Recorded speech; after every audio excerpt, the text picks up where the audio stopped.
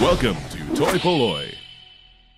Hello and welcome to another video from toy-polloi. Now today we're going to take a look at a couple of Microman Titans from the Microman toy line released in Japan. And we're going to be looking at Titan T401, which is Microman Cerberus here. And we're also going to look at Microman T412, which is the blue Condor here on the right. So let's take a closer look at Cerberus, the Titan on the left. So here we have Microman Titan Cerberus. He is T401, as you can see here on the little bit of information on the front of the box. Now this toy contains probably my favourite gimmick of all the Microman toys, and that is the use of magnetic limbs. If I take this figure here and show you, I can remove his head because it's held on with magnets. Likewise, all of his arms and his legs are held on with magnets, which means that you can easily swap limbs around and move them about. If you want an arm for a leg and a leg for an arm, then that is exactly what you can do. Now this feature was later used on some of the larger figures in the line, but this is the first time it was used on the smaller ones, and it meant that you could buy a lot of these figures and swap parts really easily. The figures also used the same sort of little socket size that was used for the rest of the Microman line, so you could quite happily swap and change the parts with some of the other figures, but the magnetic element of this made it extra special and an extra special toy to play with. Now these figures came boxed rather than on cards, and the boxes are certainly worth collecting if you can find them, because they do contain some nice artwork, some great images of the figures in action, and if you turn it onto the back you can see the other figures that are in the line. Now obviously I have the blue one, which is Cerberus. Then there was also Pegasus and Hercules, which you can see here, which are ones that I'm still looking to collect. All the information is obviously in Japanese on these boxes, but you can easily use Google Translate if you want to work out what is said here. I have to say I haven't on this because really for me it's the artwork and images that does it. Now inside the box you get the figure, you get a little set of wings here which can rotate on the sort of side, as well as being attached to the back of the figure. You also get a little missile launcher with a couple of missiles, and again these fire quite nicely. Let me just fire one of those, and you also get a couple of little extra sort of magnetic balls, which are useful because you can attach the missile launcher to one of those, and if we want to pull off his arm we can easily swap that out, and he's now got a missile launcher for an arm rather than the magnetic arm he has there. Now the great thing about these toys is obviously the magnets, which means that you can swap the parts with other toys in the line. So let's take a look at the Titan Condor, and then we can try mixing and matching these two figures together.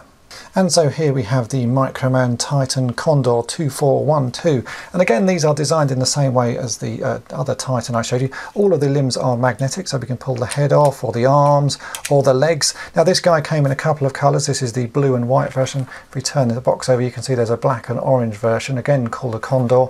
And the great thing about this is the fact it comes with some extra bits, so we could change him from his Condor mode here. If we can just pull his arms and his legs off, and then we can swap out those for some wheels, and we can put some wings on that are more like sort of jet wings, and there we have him in a more of a sort of robotic mode. And if I bring in a little Microman here, you can see this guy can actually sit on his back there.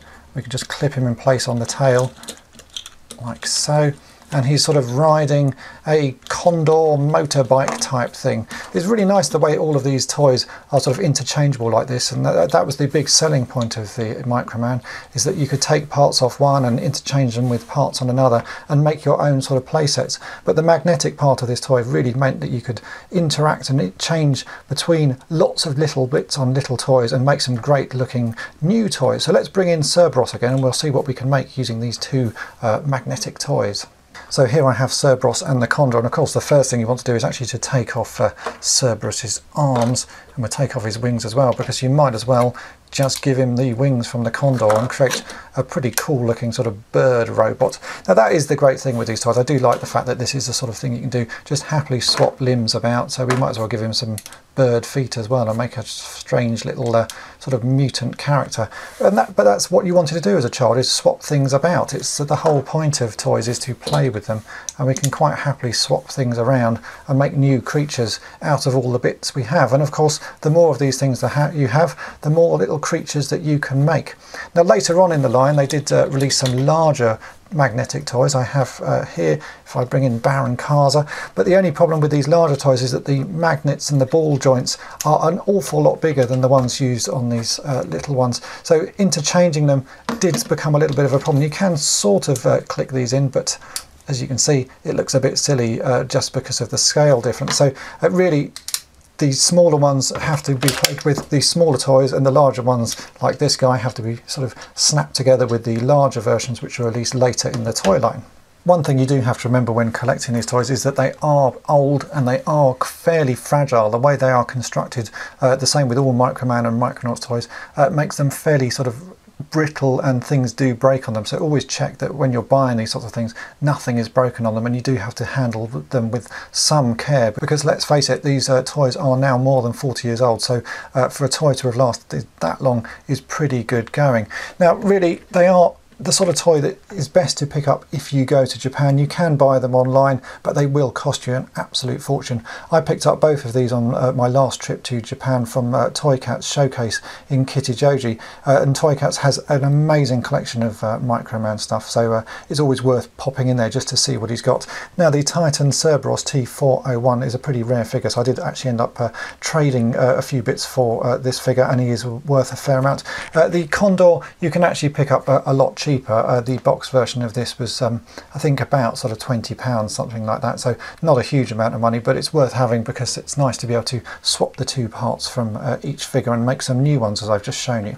So these are great figures and really worth getting if you like the Microman line of toys, and I would suggest, if you don't know much about them, do check out some of the web pages online to see all of the toys that are available from this series, because they really are some amazing designs and well worth looking into. So I hope this video has been of interest to you, and thanks for watching.